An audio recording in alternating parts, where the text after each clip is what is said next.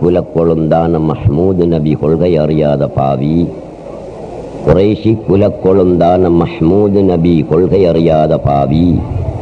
கொரடா தனை கொண்டு மாட்டினும் அறிஞர் பின் கூடி நடவாத பாவி. அரிசி விலையுலையறியும் ஓவென்ற கதை போல வகலிற் படைத்த பாவி.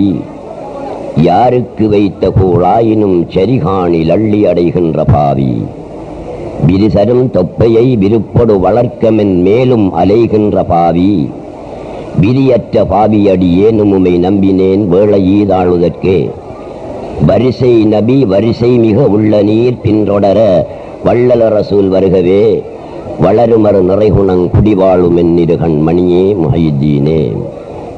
அல்ஹம்துலில்லாஹி ரப்பில் ஆலமீன் வல் ஆகிபத்து லில் முத்தகீன் والصلاة والسلام على سيدنا محمد أشرف المرسلين وعلى آله وأصحابه وأزواجه وأهل بيته أجمعين. அன்புக்குரிய சகோதரர்களே, அல்லாஹ்வின் நல்லடியார்களே, ஞான வழி தோழர்களே, சகோதரிகளே, சிறார்களே, சகோதரிகள் அமைதி காத்தால் உங்கள் மத்தியில் சொற்ப நேரம் பேச முடியும். ஆனால் நீங்கள் அமைதி காக்கவில்லை, ஆனால் பேசுவதற்கு சந்தர்ப்பம் இருக்காது. எனவே தாய்மார்கள் தயவு செய்து அமைதி காக்கும்படி அன்பாக நான் கேட்டுக்கொள்கிறேன். கடந்த இரவுகளில் நான் பேசும்போது ஒரு மனிதன் தனது வாழ்வில் ஷரீஅத்தை பின்பற்றுவது போல் தரீக்கத்தையும் அவசியம் பின்பற்ற வேண்டும், ஹகீகத்தையும் அவசியம் பின்பற்ற வேண்டும், மாரிஃபத்தையும் அவசியம் பின்பற்ற வேண்டும் என்று நான் சொன்னேன். அதற்கு ஆதாரமாக திருக்குர்ஆனிலிருந்து ஒரு வசனத்தை கூறினேன். லிகுல்லின் ஜஅல்னா மின்கும் ஷிர்அத்தன் வ மின்ஹாஜா. உங்களில் ஒவ்வொருவருக்கும் நாங்கள் ஷரீஅத்தையும் மின்ஹாஜன் ஐ தரீகத்தன் தரீகத்தையும் தந்திருக்கிறோம் என்று அல்லாஹ் சொல்லியிருக்கிறான்.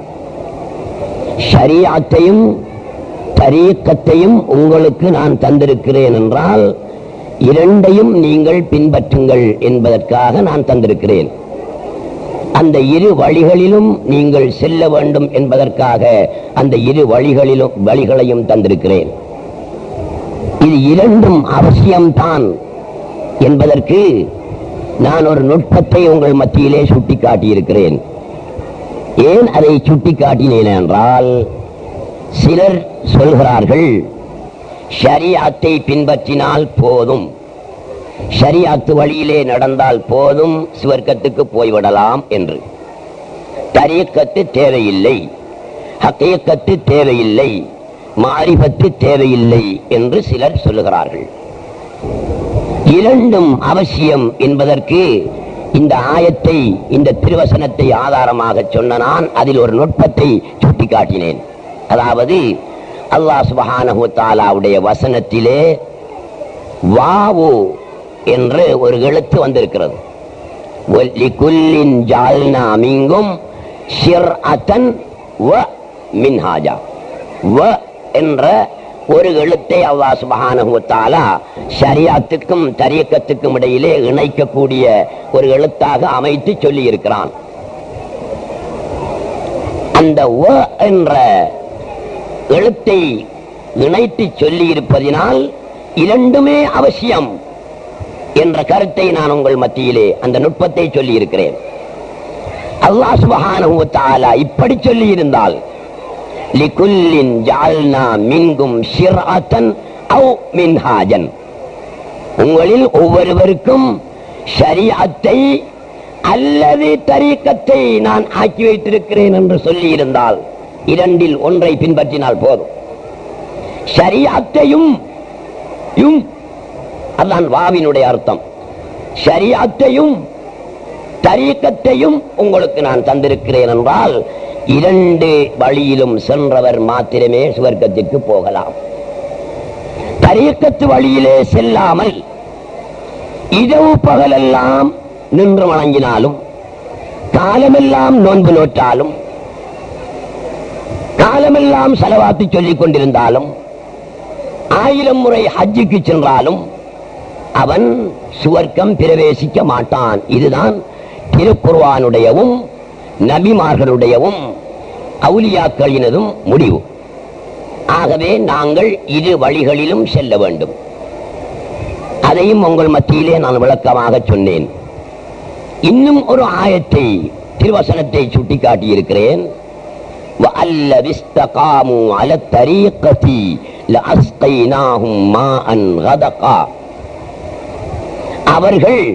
அவர்கள் என்றால் நீங்கள் தரீக்காவிலே செவ்வனே சென்றீர்களானால் உங்களுக்கு இனிமையான சுவைமிக்க பானத்தை நாங்கள் புகட்டுவோம் என்று சொல்லியிருக்கிறான். அதனுடைய மாற்று கருத்தை எடுத்து பார்த்தால்,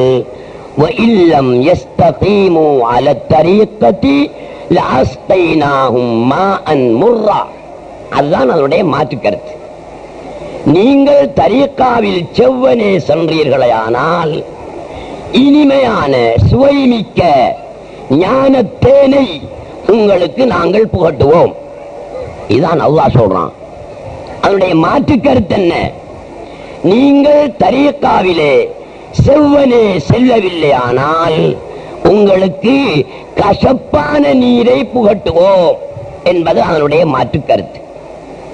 ஆகவே தரீக்கா வழியில் செல்லுபவர்களும் செவ்வனே செல்ல வேணும். அதான் விஷயம். தரீக்காவிலே போனால் போதாது. ஒரு சேகடத்திலே பையத்தை எடுத்துக்கொண்டு உண்மை தெரியாமல், விஷயம் புரியாமல் நான் பையத்தெடுத்தவன் என்று சொல்லிக் கொண்டிருப்பதிலே வேலையில்லை. அவன் சுவர்க்கம் போக முடியாது. பையத்தெடுத்தவனாக இருந்தாலும் சுவர்க்கம் போக முடியாது.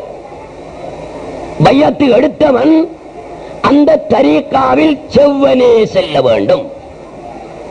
செவ்வனே செல்வதென்றால் என்ன, செவ்வனே செல்லாமல் இருப்பதென்றால் என்ன என்பதையும் நான் விளங்கப்படுத்தி இருக்கிறேன், சுட்டி காட்டுகிறேன். செவ்வனே செல்வதென்றால், தரீக்காவில் செவ்வனே செல்வதென்றால் அல்லாஹ் அல்லாத ஒன்றுமில்லை. அல்லாஹ் தான் எல்லாமாகவும் இருக்கிறான். அல்லாஹ் தான் சிருஷ்டியுடைய கோலங்களை கொண்டு கோலம் பெற்றிருக்கிறான். சிருஷ்டி என்பது எங்களுடைய வகுமுக்கு, பேதமைக்கு தெரிகின்ற ஒரு சாமானே தவிர, காணல் நீர் போன்ற யதார்த்தத்தில் இல்லாத ஒரு சாமானே தவிர யதார்த்தத்தில் உள்ள சாமான் அல்ல. யதார்த்தத்தில் இருப்பது அல்லாஹ்வுடைய வஜூத் மட்டும்தான், அல்லாஹ்வுடைய தாத்து மட்டும்தான். அல்லாஹ் மாத்திரம்தான் யதார்த்தத்திலே இருக்கிறான் என்று நம்பி, என்று ஈமான் கொண்டு சிருஷ்டிகளுடைய உடையில் வந்திருக்கின்றானே, அந்த உடைக்கு ஏற்ற நடைமுறையை வலிக்குல்லி சூரத்தின் ஹுக்முன் வ அஸர், ஒவ்வொரு உருவத்துக்கும் ஒவ்வொரு வெளிப்பாட்டுக்கும் ஒவ்வொரு நடைமுறையும் சட்டமும் இருக்கிறது. ஆதி குல்லதி ஹக்கின் ஹக்கா, ஒவ்வொரு ஹக்குடைய ஆளுக்கும் அந்த ஹக்கை கொடு. எல்லாமாய் வெளியானவன் அவன் தான் என்பதினால் மலத்தை சாப்பிடாதே, தாயுடன் உடலுறவு கொள்ளாதே, பாம்பை தூக்கி மடியிலே வைத்து விளையாடாதே. எல்லாம் அவன் தான், அதில் சந்தேகமில்லை. ஆனால் லிகுல்லி சூரத்தின் ஹுக்முன் வ அஸர் ஃபஆதி குல்லதி ஹக்கின் ஹக்கா, நாய்க்குரிய நடைமுறையை நாய்க்கு கொடு, அது அவன் தான். மனைவிக்குரிய நடைமுறையை மனைவிக்கு கொடு, அவளும் அவன் தான். தாய்க்குரிய நடைமுறையை தாக்கி கொடு, அவளும் அவன் தான். அவன் என்னென்ன கோலத்திலே தஜல்லியாகி ஒளியாகி இருக்கின்றானோ அந்த கோலத்துக்கு ஏற்ற நடைமுறையை கொடுத்து இந்த உலகத்தில் வாழ்வதுதான் தரீக்காவிலே இஸ்திகாமா, நேராக செல்லுதல், செவ்வனே செல்லுதல், அதுதான் மகாமுல் இஸ்திகாமா என்றும் சொல்லப்படும் என்ற விவரத்தை நான் உங்கள் மத்தியிலே தந்திருக்கிறேன். இன்று ஒரு சில வசனங்களுக்கு சுருக்கமாக விளக்கம் தரலாம் என விரும்புகிறேன். இதற்காக நீங்கள் சரியான ஈமானுடையவர்களாக இருக்க வேண்டும்.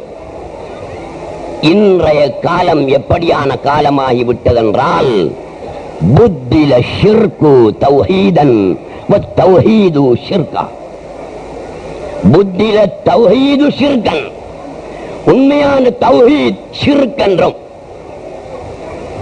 ஷிர்கு தௌஹீதன், எது உண்மையான ஷிர்கோ அது தௌஹீத் என்றும், எது உண்மையான தௌஹீதோ அது ஷிர்க் என்றும் மக்கள் மத்தியிலே காட்டப்பட்டு மக்கள் ஏமாற்றப்பட்டு கொண்டிருக்கின்ற இந்த காலகட்டத்திலே நாங்கள் ஜாக்கிரதையாக இருக்க வேண்டும்.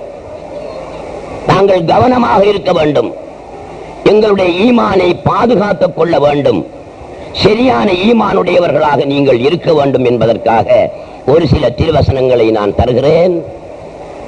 அவை அல்லாஹ் சுப்ஹானஹு வ தஆலாவுக்கு சிருஷ்டி என்பது வேறான வஸ்து அல்ல, அவனேதான் சிருஷ்டியாக தோற்றுகிறான் என்பதை நமக்கு வெள்ளிடை மலை போல் மிக வெளிச்சமாக விளக்கி வைக்கக்கூடிய வசனம்.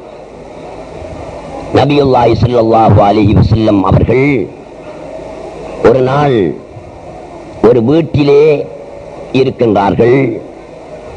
அவர்களுடைய வீட்டை எதிரிகள் சூழ்ந்து கொண்டார்கள், காபிர்கள் சூழ்ந்து கொண்டார்கள். அந்த நேரத்தில் நபியுல்லாஹி ஸல்லல்லாஹு அலைஹி வஸல்லம் அவர்களுக்கு அல்லாஹ் சுப்ஹானஹு வ தஆலா சொன்னான், முஹம்மதே, உங்களை கொல்வதற்காக எதிரிகள் நீங்கள் இருக்கின்ற வீட்டை சூழ்ந்து நிற்கின்றார்கள்.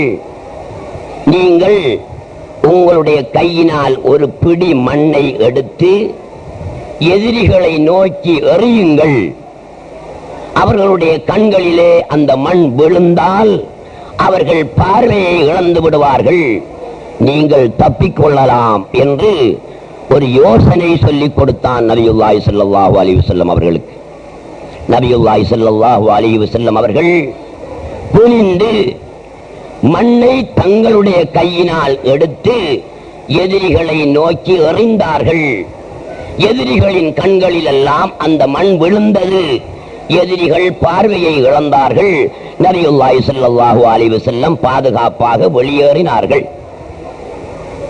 இதை அல்லாஹ் சுப்ஹானஹு வ தஆலா திருக்குர்ஆனிலே சொல்லி காட்டுகிறான். எப்படி சொல்லி காட்டுகிறான்?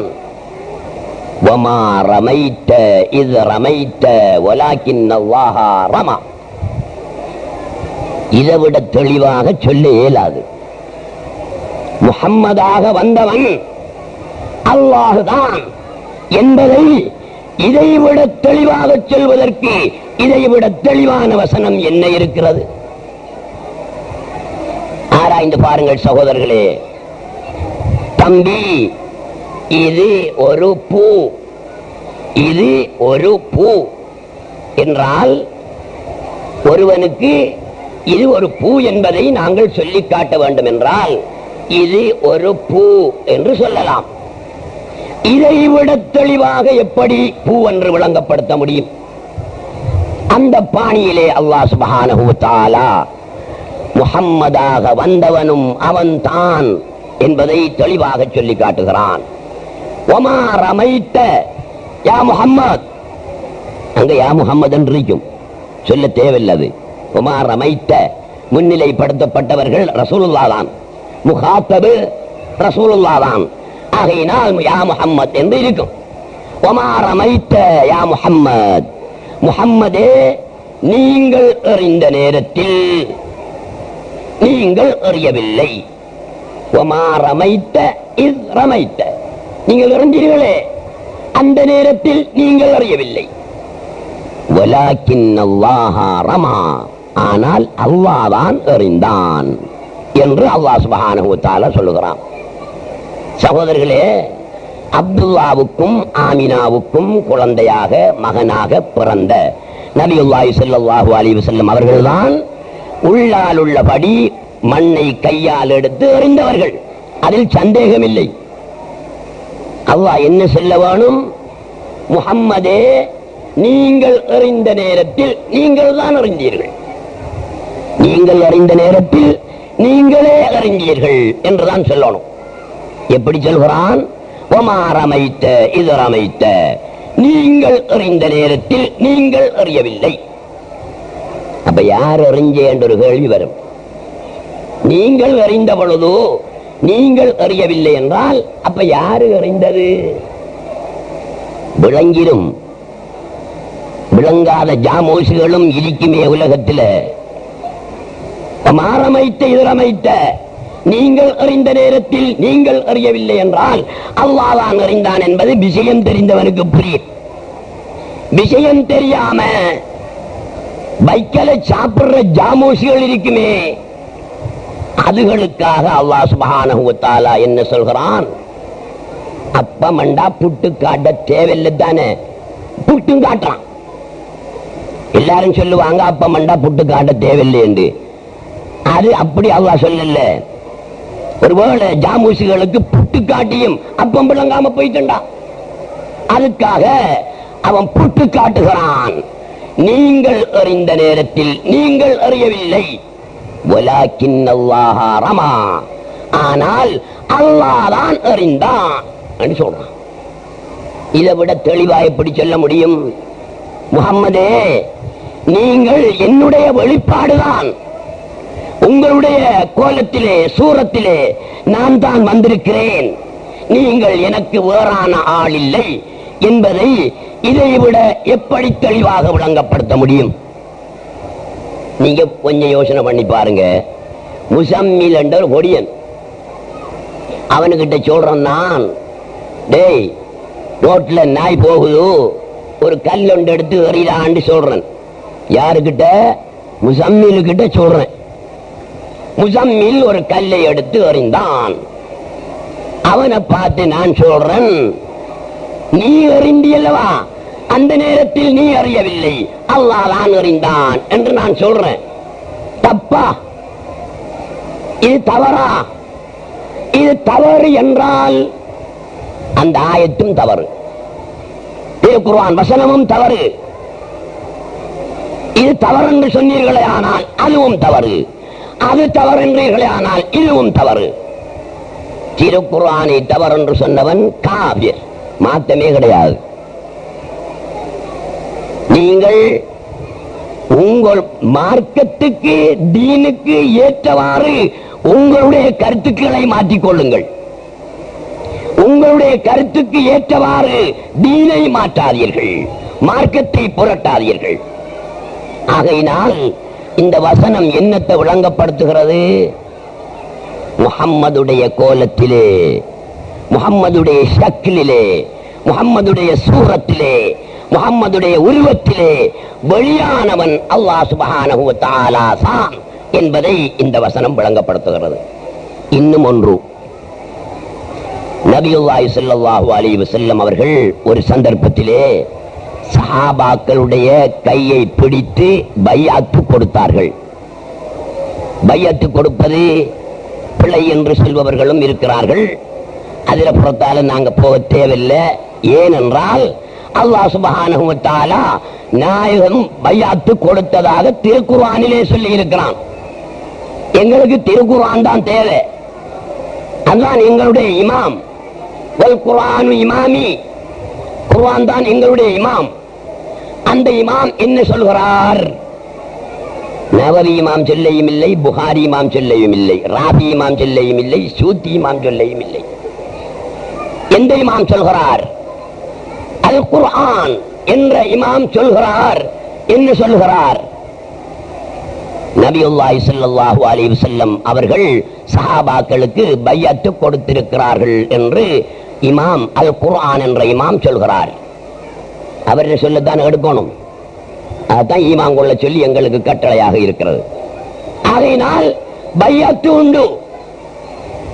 பைஅத்தில் எவ்வளவோ பிரயோசனம் இருக்கு. இடையில ஞாபகம் வந்ததுக்காக நான் சொல்லிக் கொள்றேன், நேரம் சுருக்கமாக சொல்லிக் கொள்கிறேன். ஒவ்வொருவரும் பைஅத்து எடுத்தாகணும். மன் லா லஹு ஷைஹுன் ஃபஷைஹுஹு ஷைத்தான். எவனுக்கு ஞானகுரு இல்லையோ அவனுடைய ஞானகுருவாக ஷைத்தான் இருப்பான் என்பது ஆரிஃபீன்களினுடைய ஏகோபித்த முடிவு. இதுதான் சரி. அவர் எவ்வளவு தொழுதாலும் சரிதான், எவ்வளவு நோன்பு நோட்டாலும் சரிதான், எவ்வளவு ஹஜ் செய்தாலும் சரிதான், இரவு பகலாக அமல்கள் செய்தாலும் சரிதான், அதனால் எந்த விதமான பிரயோஜனத்தையும் பெற முடியாது. ஆகையினால் பையாத் ஒரு ஷேகிடத்திலே ஞான குருவிடத்திலே பையத்தை பெற்று அவர் அமல் செய்தாரே ஆனால் அவருடைய அமல் உயிருள்ள அமலாக ஆகும். இல்லாவிட்டால் பெரும் வேலையாக, பெரும் வெங்காயம் உரிப்பான் என்னமோ உள்ளுக்கு இருக்காக்கும் என்று கடைசியில வெங்காயத்துக்குள்ளே நெரிக்கும். பெருங்காயம் அரிக்கும், ஒன்றும் இருக்காது. வெங்காயத்தை உரிக்க உரிக்க உரிக்க வந்துகிட்டு தான் இருக்கும், கடைசியில ஒரு சாமானும் இருக்காது. அதே போல ஷேகுமார்களிடத்திலே பைஅத்து எடுத்து தரீக்கா வழியில் ஞான வழியில் செல்லாதவன் வெறும் வெங்காயம், அவனுடைய அமல்கள் எல்லாம் வெங்காயமாக இருக்கும். அந்த வழியிலே செல்கின்றானே அவனுடைய அமல்கள் வெறும் வெங்காயமாக இருக்காது.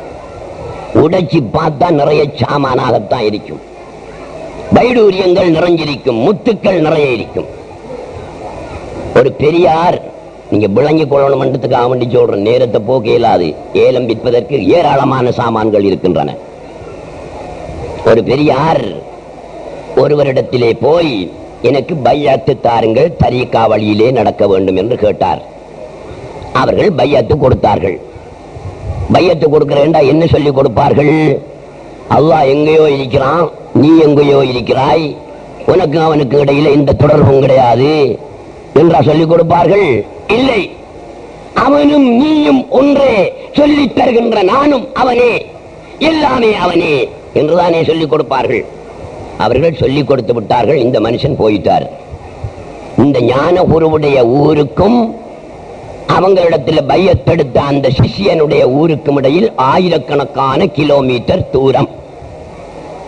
ஒரு நாள் பையத்து கொடுத்தாரே ஷேகு குருநாதர், அவர் வளமையாக வுது செய்கிற நேரத்தில் அவர்களுடைய ஹாதிம் பணியாள் அவர்களுக்கு தண்ணீர் ஊற்றுவது வழக்கம். ஒரு சிறிய கூஜா, அந்த கூஜாவிலே தண்ணீரை எடுத்து அந்த ஷேகுக்கு அவன் ஊற்றுவான். அவர்கள் ஒதுவெடுத்துக் கொள்வார்கள். ஒரே கேத்தல்ல ஒதுவை முடித்துக் கொள்வது அவர்களுடைய வழக்கம். ஒரு நாள் இந்த சிஷியன் அவர்களுக்கு ஒது செய்வதற்காக கேத்தல்லே தண்ணியை ஊற்றிக் கொண்டிருக்கிறான். அவர்கள் கையை கழுவிக்கொண்டே இருக்கிறார்கள். சிஷியன் யோசிக்கிறான், வழமையாக ஒரே கேத்தல் தண்ணியில் ஒதுவெடுத்து முடித்து விடுவார்கள், இன்று ஒரு கேத்தல் தண்ணியில் கையை மட்டும் தானே கழுவி இருக்கிறார்கள் என்று மனதிலே நினைத்துக் கொண்டு பிறகு விளக்கம் கேட்போம் என்ற முடிவில் இரண்டாவது கேத்தலை எடுத்து வந்து ஊற்றினான். இந்த இரண்டாவது கேத்தல் நீரை கொண்டும் தன்னுடைய கையை மட்டும் தான் கழுவிக் கொண்டிருக்கிறார். மூன்றாவது கேத்தல் எடுத்து வந்தான். அந்த மூன்றாவது கேத்தலில் கையை கழுவி வுது செய்து முடித்துவிட்டு கொஞ்சம் நீரை கையிலே எடுத்து ஏதோ ஓதி அந்த நீரிலே ஊறி கிபிலா பக்கம் எறிந்தார்கள். வுதுவை முடித்துவிட்டு தொழுதார்கள். தொழுத பிறகு சிஷியன் கேட்கிறான், குருநாதரே நாயகமே, வளமைக்கு மாறாக 3 கேத்தலிலே வுது செய்தீர்கள், கடைசியில் கொஞ்சம் நீரை கையில் ஏந்தி எடுத்து கிபிலா பக்கம் எறிந்தீர்கள், ஏதோ ஓதினீர்கள், இதனுடைய ரகசியம் என்ன, விளக்கம் வேண்டும் என்று கேட்டான். அதற்கு குருநாதர் சொன்னார், பல்லாண்டுகளுக்கு முன்னர் என்னிடத்திலே ஒருவர் வந்து பையத்து கேட்டார், ஞான தீட்சை பெற வேண்டும் என்று சொன்னார். நான் அவருக்கு பையத்து கொடுத்தேன். அவர் 10,000 மைல்களுக்கு அப்பால் இருக்கிறார். இன்று அசர் நேரம், அது இன்று அசர் நேரம் அவருக்கு சக்ராத் ஹால் நடந்து கொண்டிருக்கிறது சிஷியனுக்கு. அவர் எப்படியான சிஷியன் என்றால், அல்லாஹு தஆலா ஒருவன் தான், அவன் அல்லாத ஒன்றுமே இல்லை என்பதற்கு 1000 ஆதாரங்கள் திரட்டி வைத்திருந்த ஒரு பெரியார், அவர் தான் என்னுடைய சிஷ்யன். சக்கராத்து வருத்தத்திலே இபிலிஸ் அல்லது ஷைத்தான் அவரிடத்திலே போய் அல்லாஹ் ஒருவனா 2 பேராண்டு கேட்டான். அவர் என்ன சொல்லுவாரு? ஒருவன் என்றுதானே சொல்லுவாரு. ஒருவன் என்று சொன்னார். ஆதாரம் என்னவென்று கேட்டான். ஒருவன் என்பதற்கு ஒரு ஆதாரத்தை காட்டினார். அவன் அந்த ஆதாரத்தை உடைச்சிட்டு விட்டான். அவன் இபிலிசி பெரிய ஆள் தானே. அவன் மலக்குகளுக்கு எல்லாமே பெரிய ஆசிரியராக இருந்து எல்லாத்தையும் கற்ற ஒரு மேலை. அவன்கிட்ட விளையாட முடியாது. ஆதாரத்தை உடைச்சு விட்டான். 2வது ஆதாரத்தை கொடுத்தார், அதையும் உடைத்தான். 3வது ஆதாரத்தை கொடுத்தார், அதையும் உடைத்தான். ஒன்றன் பின் ஒன்றாக 999 ஆதாரங்களையும் உடைச்சு விட்டான் இபிலிஸ். யாரு? மேதையினுடைய அல்லாஹ் ஒருவன் என்பதற்கு அவர் கண்டுபிடித்து வைத்திருந்த 999 ஆதாரங்களையும் உடைச்சிட்டான். இப்ப எத்தனை இருக்கி? 1. அந்த ஒன்றையும் இபிலிஸ் உடைத்தால் அவன் சொல்றதை இவரை ஏற்றுக்கொள்ளணும், இல்லாடி ஆதாரம் காட்டணும். ஆதாரம் காட்டுறதுக்கு ஆதாரம் இல்லை, ஒன்று பாக்கி இருக்கி. சரி, அதுதான் கடைசி துரும்பு. கடைசியில் ஒரு திரும்பு வச்சிருக்கிறதா எல்லாரும் அதை முதல்ல விடமாட்டாக. ஆக கடைசியில 1க்கு 7 ஆட்டி அதை அடிச்சு விட்டா படுத்துருவான் என்று அந்த 1000வது ஆதாரத்தை சொன்னார். அவன் முந்தின 999 ஆதாரங்களையும் உடைச்சதை விட ரொம்ப குயிக்க, ரொம்ப லேசா உடைச்சு விட்டான். ஒன்னும் செய்யல. இப்ப என்ன செய்யணும்? ஆதாரம் காட்ட வேண்டும் ஒருவன் என்பதற்கு. இல்லாவிட்டால் அவன் 2 என்பதை இவர் ஏற்றுக்கொள்ள வேண்டும். அப்படியான ஒரு நிலைமை. கேட்கான், வேற ஆதாரம் இருக்கண்டு, கொஞ்சம் பொருவாண்டாரு. என்ன பொருட்க சொல்றேன்?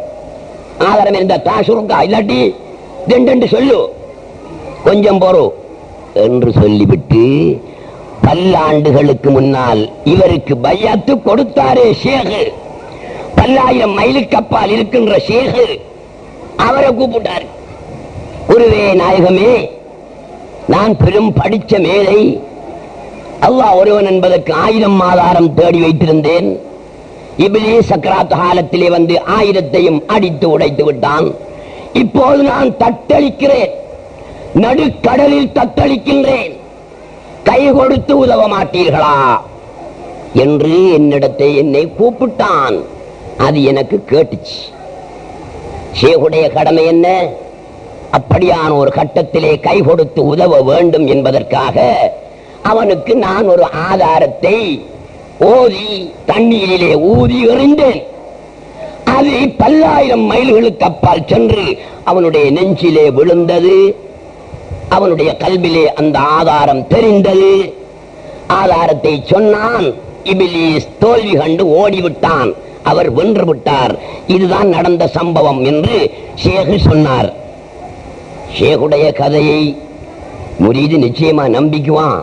அந்த கள்ள முரீது இருப்பான் தானே, இவர் டூப்புறாராக்கும்.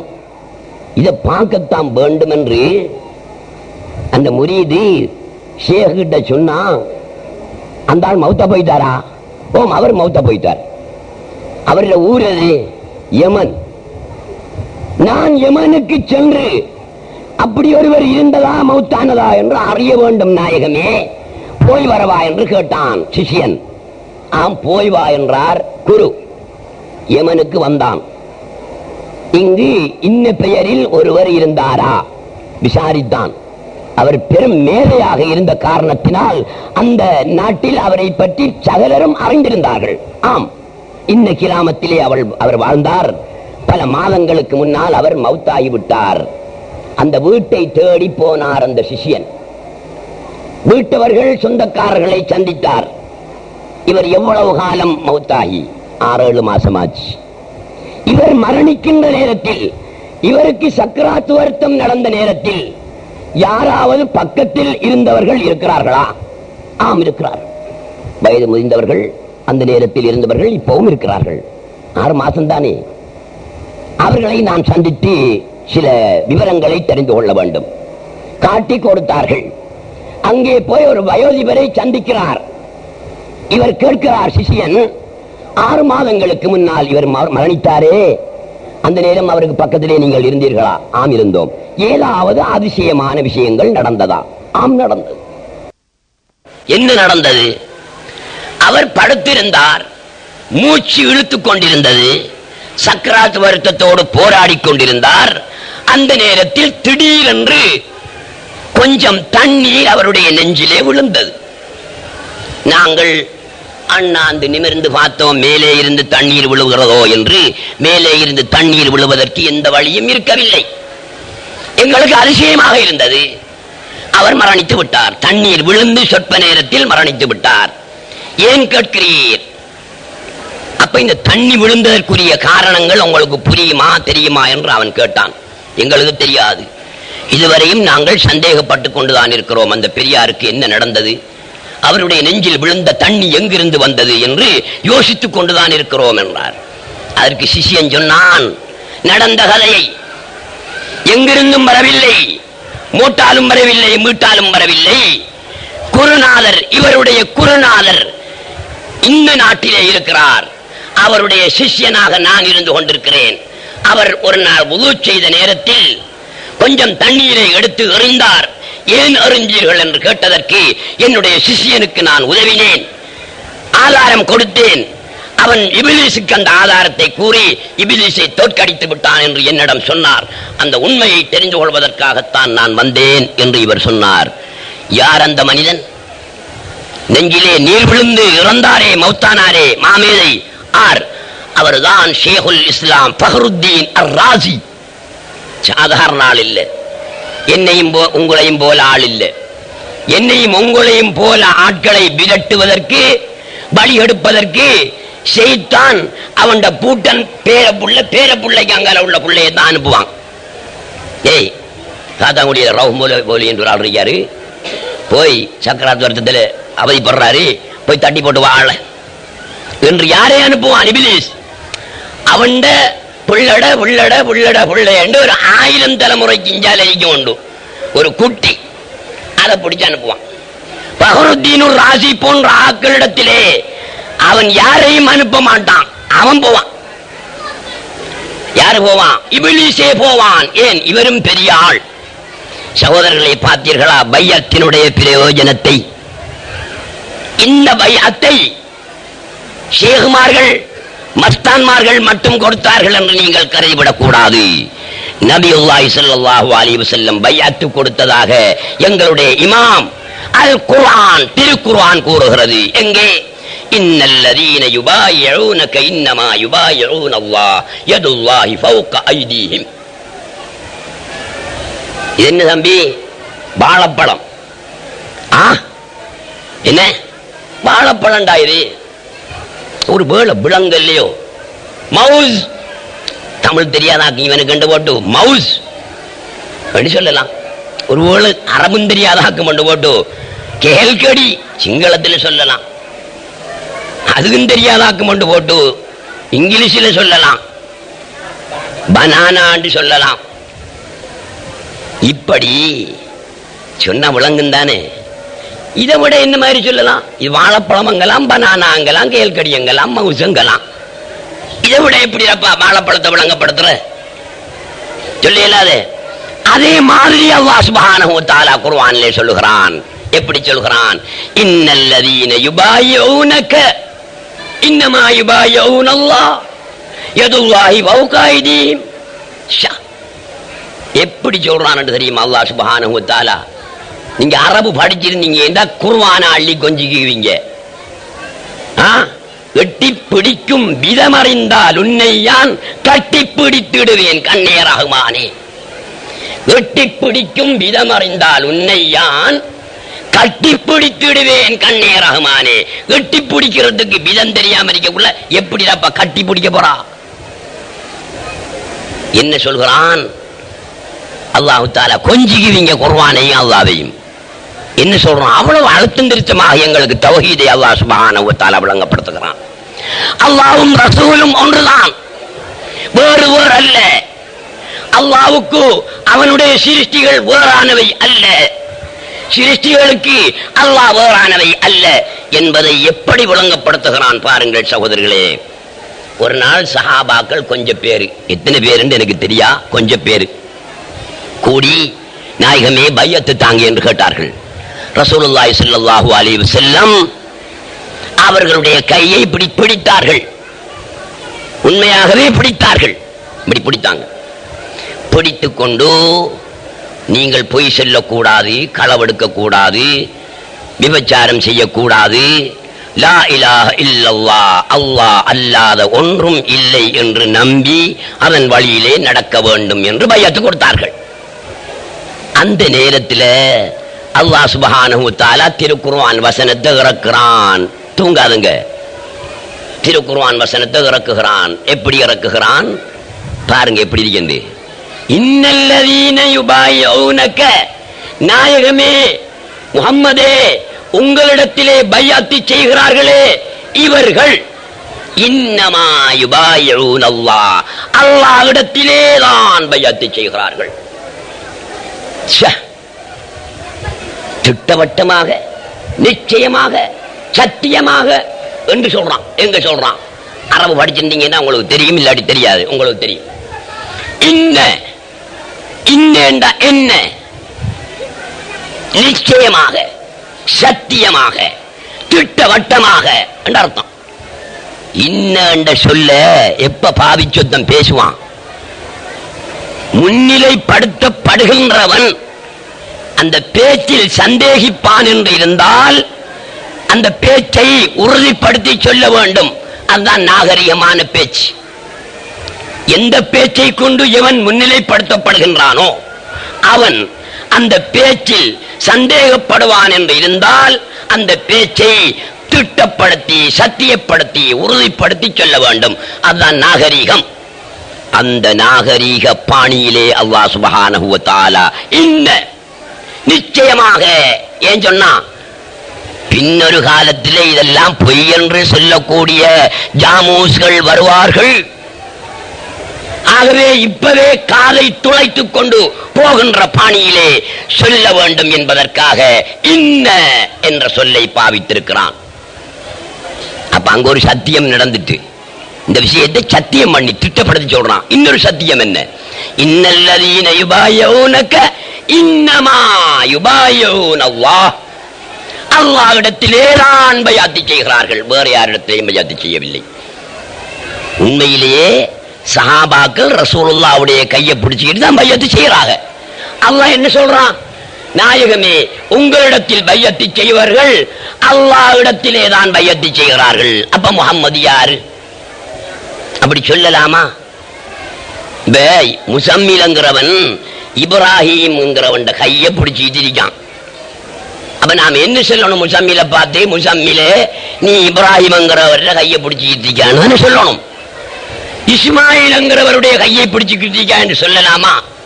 அப்படி இல்லவா அல்லாஹ் சுப்ஹானஹு வ தஆலா சொல்கிறான்.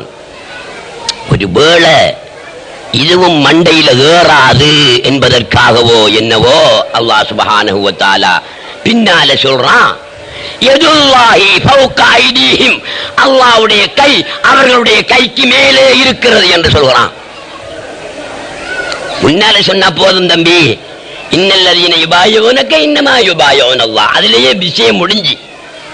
ஒருவேளை நம்மளை போல மக்கு மண்டைகள் இருக்குமே உலகத்துல, அதுக்காக அல்லாஹ் சுப்ஹானஹு வ தஆலா பின்னால சொல்கிறான், யதுல்லாஹி அல்லாஹ்வுடைய கை ஃபௌக ஐதீஹிம், அவருடைய கைக்கு மேலே இருக்கிறது என்று சொல்கிறான். ரசூலுல்லாஹ்வுடைய கை சஹாபாக்களுடைய கைக்கு மேலே தான் இருந்தது. அந்த நேரத்தில் கீழறிக்கல்ல, மேலே தான் இருந்துச்சு. அதுக்காக அல்லாஹ் சுப்ஹானஹு வ தஆலா சொல்கிறான், யது ரசூல் யது முஹம்மதின், முஹம்மதுடைய கை ஃபௌக ஐதீஹிம் என்று தான் சொல்லணும். அவங்களுடைய கைக்கு மேலே இருக்குன்னு தான் சொல்லணும். முஹம்மதுங்கிற இடத்துல அந்த வசனம் வர வேண்டிய, அந்த சொல் வர வேண்டிய இடத்துல அல்லாஹ் என்கிற சொல்ல வச்சு அல்லாஹ் சுப்ஹானஹு வ தஆலா சொல்கிறான். இது எப்படி இருக்குண்டா, என்ன பொறுத்தவரையில வாழைப்பழம் என்று ஒருத்தனுக்கிட்ட சொன்னோம். அது என்ன சாமான் என்று கேட்டான். கடையில் எடுத்துக்கிட்டு வந்து வாங்கி, தம்பி தான் வாழைப்பழம் என்றம். இது என்ன இது என்றான். அது தோலை உரிச்சு போட்டு இந்த பாரு என்றம்.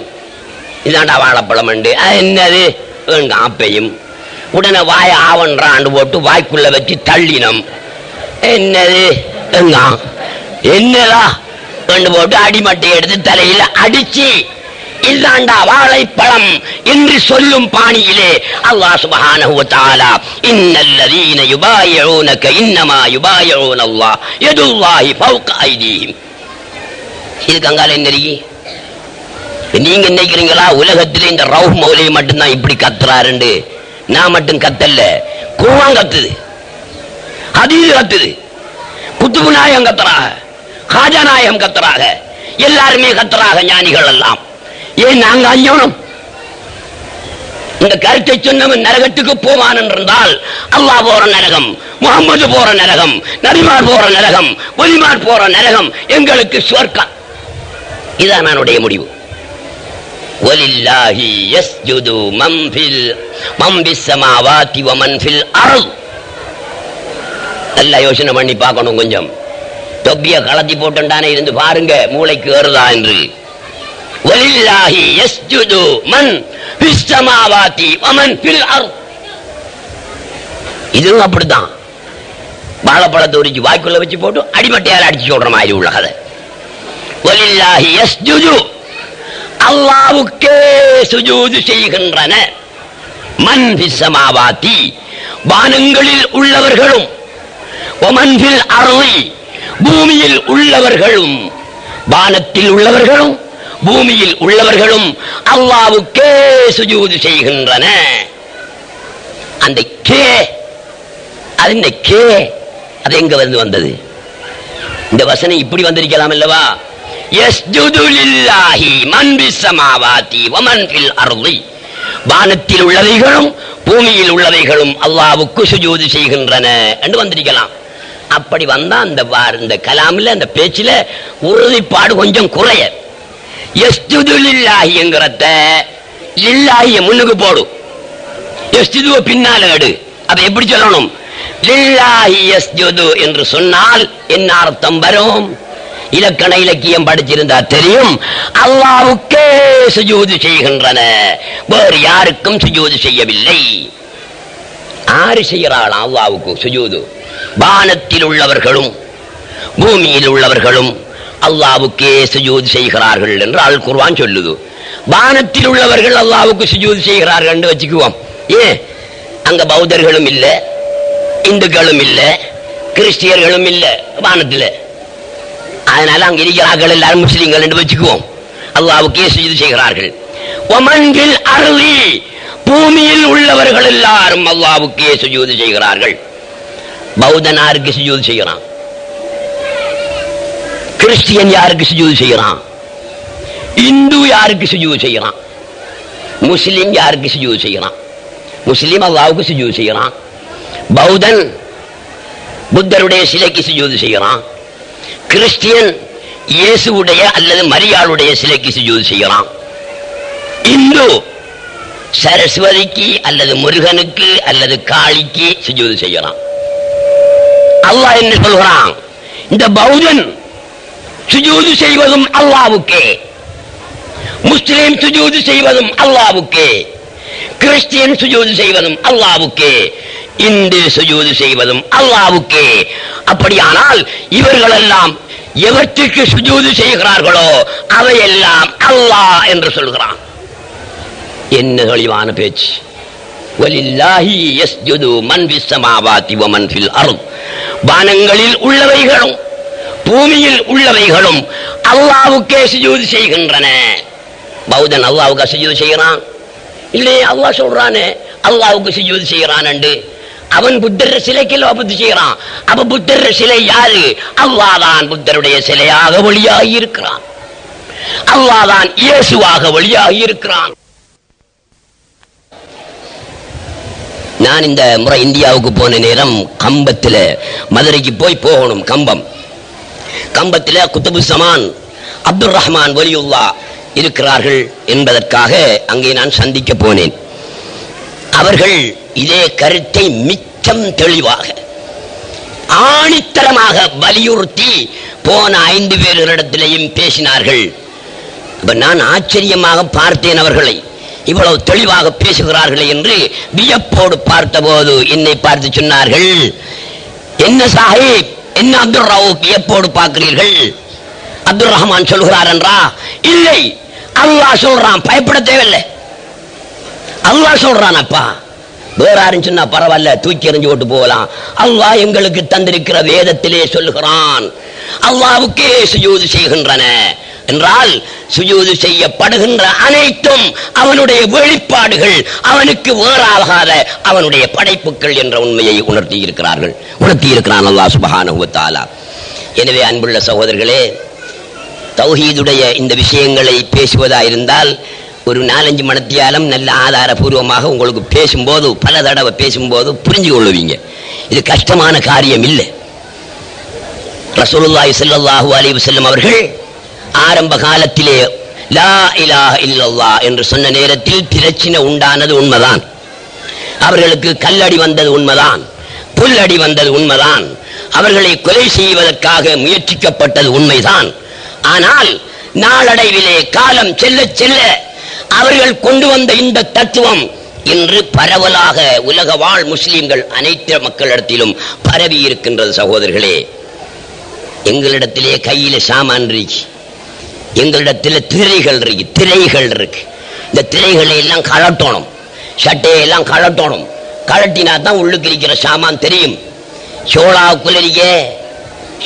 குலைக்கு மேல எத்தனை இருக்கு இல்ல, சோழகனுடைய இல்லை என்ன சொல்றது, சோழகண்ட இலி சோழகுலைய மூடிட்டு பட்டை.